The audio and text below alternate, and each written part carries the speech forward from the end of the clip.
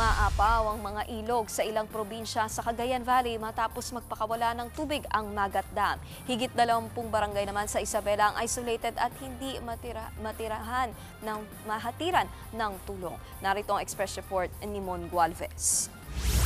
Tumambad ang pinsalang iniwan ng bagyo.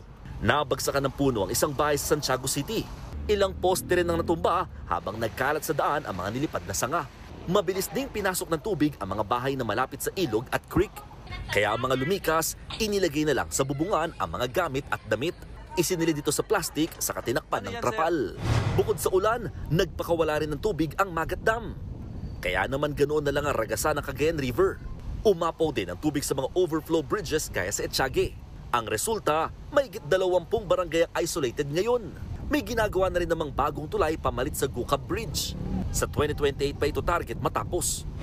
Wala naman po sila daw problema, wala silang concerns. Meron din mga medical team na naka-assign po sa mga lugar po na yon prior to the typhoon. Worst comes to worst, pwede naman po natin silang padala ng supplies through to our rescue boats. Sa bayan ng Tuaw sa Cagayan, nakunan sa bubong ng bahay ang mag-ina.